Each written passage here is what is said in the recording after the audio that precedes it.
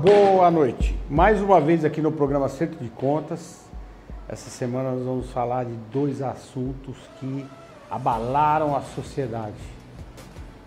Um, eu diria, no âmbito internacional, que é o racismo, e o outro aqui dentro da nossa cidade, que aconteceu na semana passada. Nós vamos falar da apreensão de veículos e documentos na operação intitulada Onzenário, aonde o nosso ex-secretário do Cid Gomes, o nosso secretário atual de turismo, foi conduzido até o distrito para prestar depoimento sobre créditos consignados. Parece que ele tinha um esquema e nós vamos falar disso aí. A reportagem diz o seguinte, essa reportagem de semana passada. Esquema de 600 milhões, polícia faz buscas na casa de ex-secretário de Cid Gomes. Justiça determina que secretário de turismo do Ceará, Arialdo Pinho, entregue passaporte à Polícia Federal. O que aconteceu? Em 2009, se eu não salvo engano, 2009, eles montaram uma empresa para fazer os empréstimos consignados do funcionalismo público, dos funcionários públicos. E o Heitor Ferri, deputado, denunciou essa operação porque os juros eram absurdos e só quem tinha o poder de autorizar essas liberações desses capitais aos funcionários públicos era justamente o genro do Arialdo Pinho, conhecido como Zé do Gás. Zé do Gás. Prendeu as seguintes pessoas: Bruno Barbosa Borges, empresário, sócio do Grupo Manhattan. Quem é o Grupo Manhattan? É a construtora Manhattan que vem lesando pessoas, entra ano, sai ano e lesando as pessoas. E recentemente o irmão do Bruno faleceu de infarto, ele foi iniciado um processo de estelionato, enfim. A família é complicada. Eu vou até soltar um vídeo aí para vocês verem sobre a construtora Manhattan, sobre um imóvel ali como é que se chama aquele imóvel ali da Dom Luiz, onde o empresário teve uma situação desconfortável, ele mesmo gravou esse vídeo. Mas antes da gente falar sobre esse assunto, vamos aí ouvir o deputado Heitor Ferri sobre esta prisão aí, ok? Pessoal, são 3h25, eu estou aqui em frente à Polícia Federal, tem muito sol, eu vou fazer essa gravação daqui.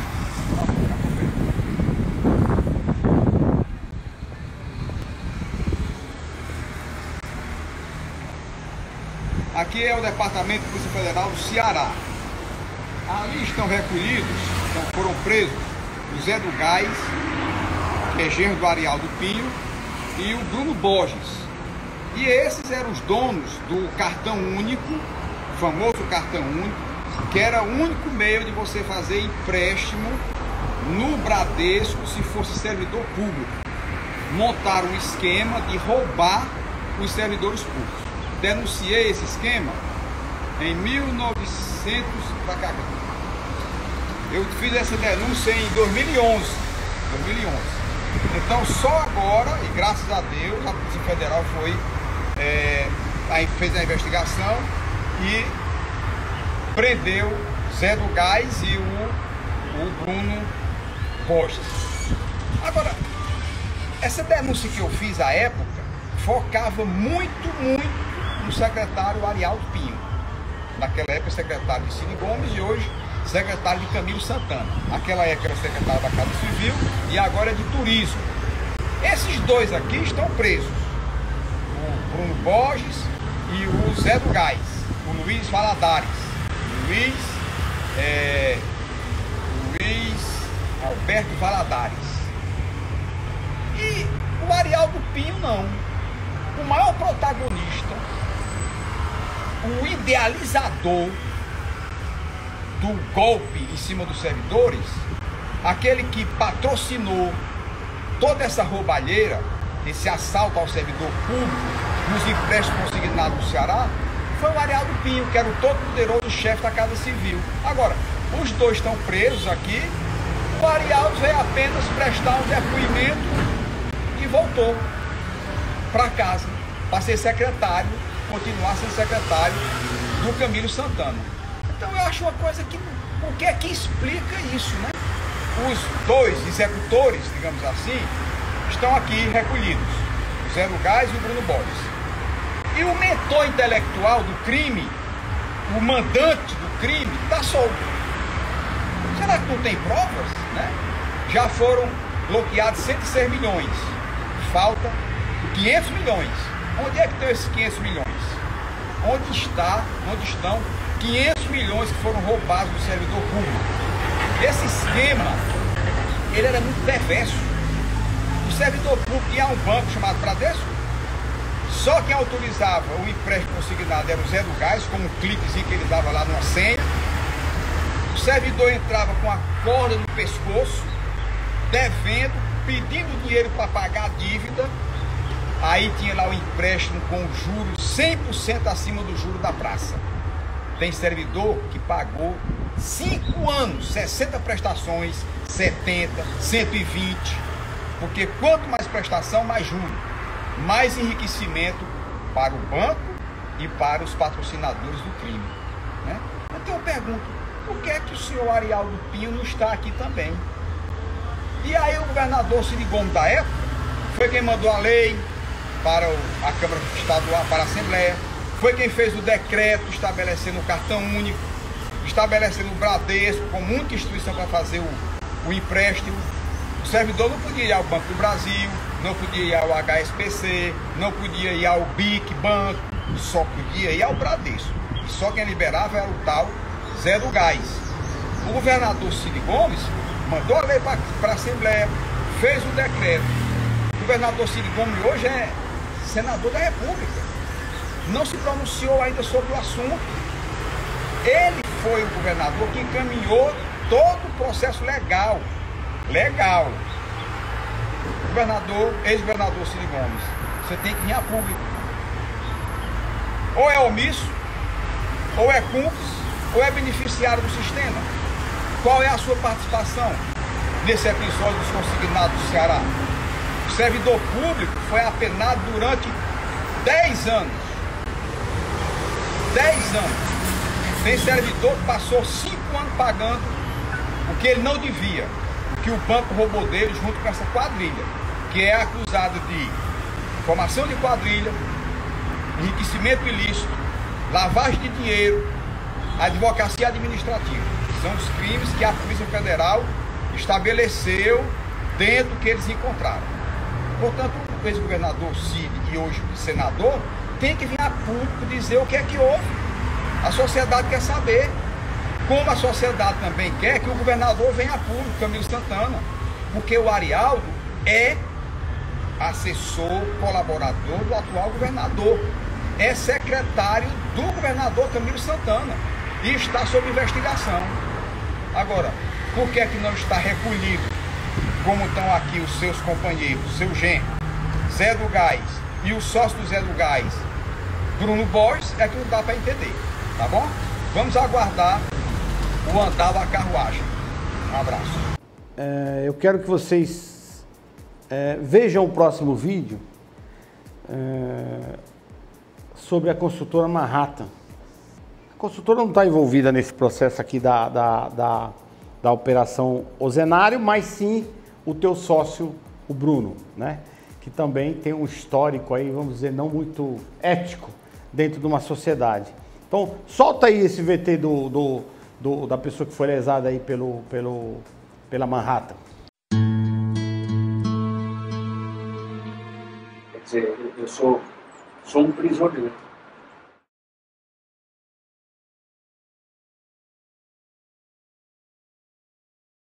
E tem uma coisa, já se fazendo direito na editora, eu tenho diabetes. Depois que aconteceu essas coisas, que o negócio, eu vivo tonto. Pessoa, se eu cair no chão, bate a cabeça.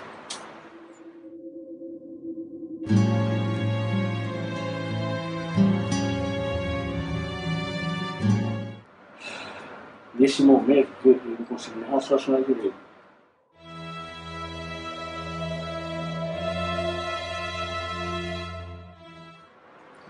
Eu estou nisso por causa do Dr. Pedro, porque a gente era para estar recebendo todo mês.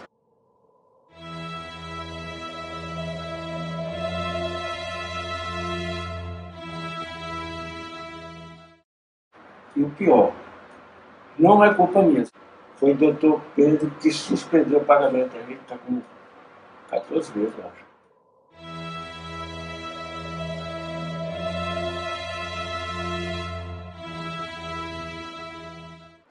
Eu passei a vida inteira sendo honesto. Eu nunca enganei ninguém.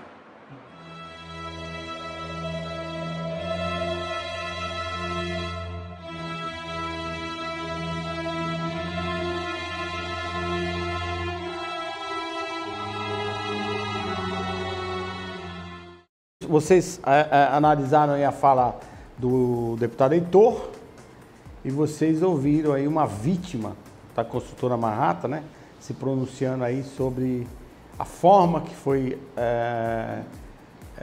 feito o negócio com a pessoa dele. Bom, vamos lá. Justiça determina que secretário de turismo entregue passaporte. Agora, só não entendi o seguinte: foi preso o Borges, foi preso o Zé do Gás e o Arialdo foi para casa.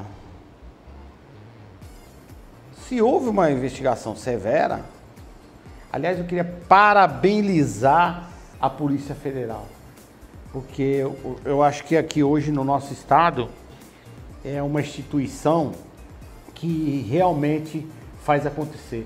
Nós temos visto aí a prisão pela Polícia Federal naquele problema dos respiradores e várias outras situações. Então a Polícia Federal está de parabéns, está atuando forte, não está deixando os poderes, não está deixando que os poderes a manipulem, né, através da extorsão, da corrupção. E esse caso aqui só teve um basta pela denúncia do deputado Heitor Ferrer. Aí foi onde deram, lá atrás, mesmo assim ficaram 6 anos.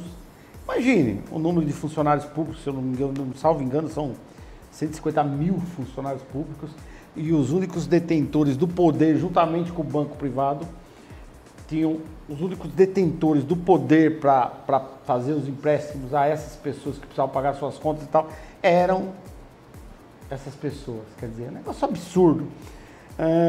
Rebouças, você deve ter acompanhado aí a nossa... Deixa eu começar pelo Márcio, porque você vai falar sobre a questão jurídica, né, que pesa em cima dessas pessoas.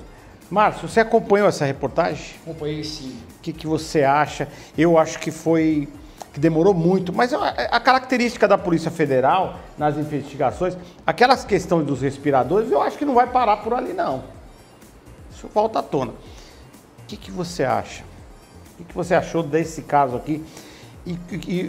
Eu conversei com o Heitor por telefone essa semana, no decorrer dessa semana. Ele está pedindo a cassação do secretário de turismo, no caso o Arialdo, por conta dessa bagunça toda aqui. O que você acha, Márcio? Macieri, é muito importante o trabalho, como você bem falou, da Polícia Federal, porque está sendo um trabalho incansável para destronar, desbaratar as organizações criminosas. Elas recebem este título, esta expressão, exatamente porque realizam seu trabalho à margem da lei, contrariamente à lei, de forma organizada. E se nós formos fazer um levantamento nos últimos anos sobre a atividade da Polícia Federal, nós vamos perceber que tem algo em comum de uma operação para outra. Percebam os senhores que sempre existe essa relação, ou quase sempre existe essa relação do setor governamental, que nos níveis de organização é o chamado primeiro setor, que é o governo, e a sua relação com outros setores, como por exemplo o segundo setor, que é o setor privado. Toda a problemática que redundou na Operação Lava Jato foi exatamente essa conexão entre as grandes empreiteiras, principalmente, e o poder público. Isso está acontecendo mais uma vez neste fato específico, né? E para que você, ouvinte, para que você que nos acompanha, possa perceber até que ponto vai, né, esta corrupção, esta brincadeira com o dinheiro público, né, a própria expressão dinheiro público é tomado muitas vezes como coisa sem dono, é preciso que a gente tenha um conhecimento básico sobre esses tipos de organização. Porque se existe a organização criminosa, é porque muitas vezes as organizações que em tese não são criminosas, o Estado, as empresas, que é o segundo setor, as ONGs, que muitas vezes agora estão envolvidas também em corrupção. Nós estamos vendo aí a questão da Amazônia, muitas ONGs que são instituições que em tese não têm fins lucratícios, elas estão envolvidas com políticos, envolvidos com instituições exatamente visando lucro. Então, este trabalho da Polícia Federal é muito importante, porque as organizações legais que trabalham de acordo com a lei não podem ser sobrepujadas, desbaratadas por organizações criminosas que trabalham à margem da lei. Então, nós precisamos tirar o chapéu para o trabalho da Polícia Federal e que ela continue assim, independente e incansável neste trabalho. Com certeza. E eu esqueci de acrescentar 2 nomes que também foram detidos, que é o Eduardo Rocha, ex-gerente do Banco Bradesco, que já foi demitido pelo banco, e o contador Wagner Máximos, também detido em São Paulo pela Polícia Federal, que fez parte dessa operação Zenário. Rebouças, você sabe que nós vivemos no estado de poderosos, eu diria até de coronéis. Quando eu falo com meus amigos em São Paulo, estou na terra dos coronéis. Eles acham que eu estou promovendo uma piada, eu estou brincando, mas não é uma brincadeira. E é de muita coragem um delegado tomar a frente e prender poderosos.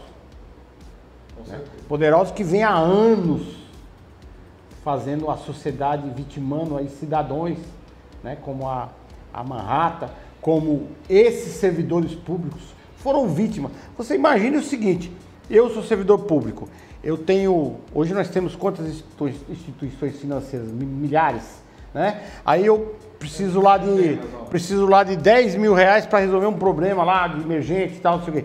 Não, eu tenho que fazer unicamente com uma pessoa. Ou seja, e ele na época, o Arialdo era secretário do governo Cid.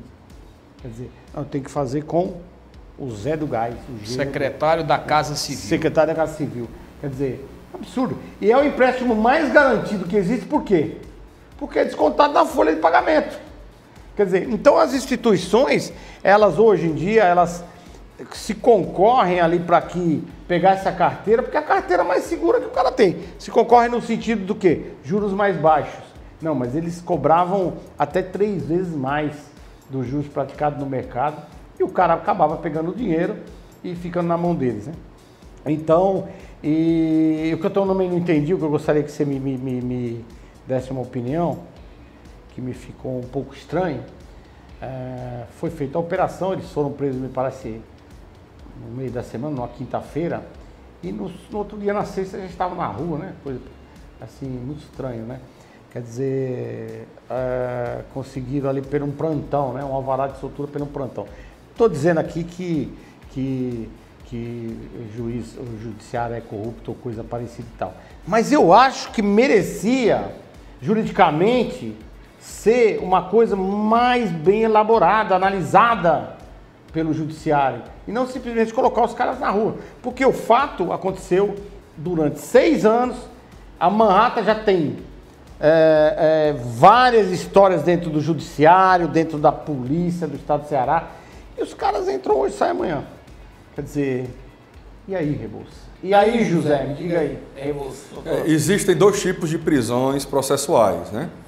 Nós temos a prisão preventiva, que é aquela que não tem prazo para finalizar, é aquela prisão onde está ocorrendo ameaça de testemunha, obstrução da investigação, ou o agente, aquele que é acusado da prática delituosa, está praticando atos que denunciam que ele vai se evadir do local do distrito da culpa, ou seja, vai fugir. Essa é a prisão preventiva, que não tem um prazo para terminar.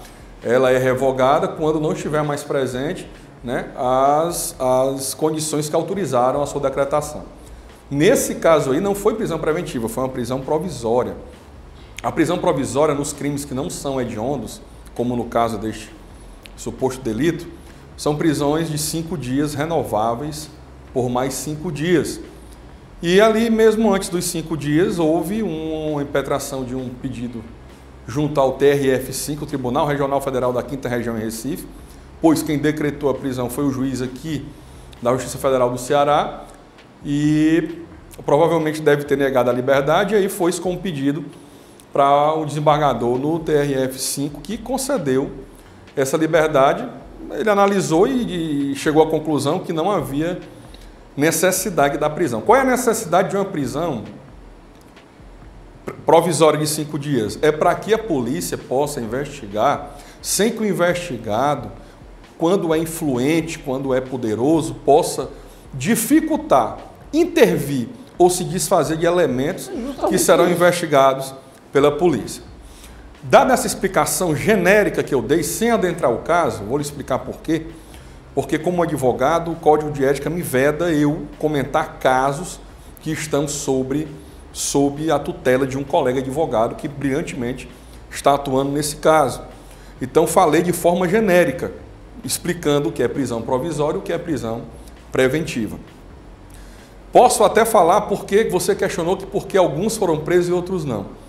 Porque o juiz de primeiro grau, aqui falando de forma genérica, entendeu nos autos que não havia, talvez, ou indício suficiente contra um dos investigados, ou que ele não estaria, de alguma forma, podendo dificultar aquela investigação. Isso aqui é o entendimento do magistrado.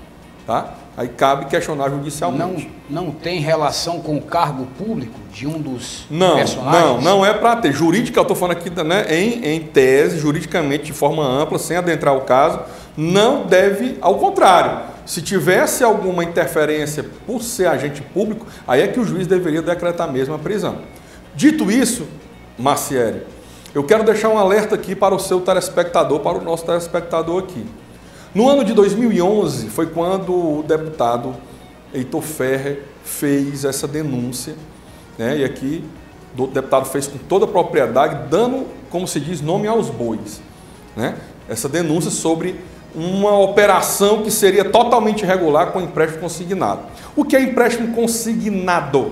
É um cidadão que é servidor público, aposentado ou pensionista, ele se dirige até uma agência bancária e faz um empréstimo que será consignado na sua folha de pagamento. Não tem como ele escapar do pagamento disso e nem dos juros. É descontado direto em folha, é o empréstimo mais seguro que existe. Não penso que seja por coincidência. Zero. Sim, na inadimplência zero. Não por coincidência, eu penso, eu estive no ano de 2010, em volta de 2010, 2011, num programa na Rádio Universitária de Fortaleza, falando sobre empréstimo consignado. E ali eu disse o que eu vou repetir aqui agora. São criminosos esses empréstimos consignados. Não estou falando especificamente desse, estou falando de todos, esse e os outros.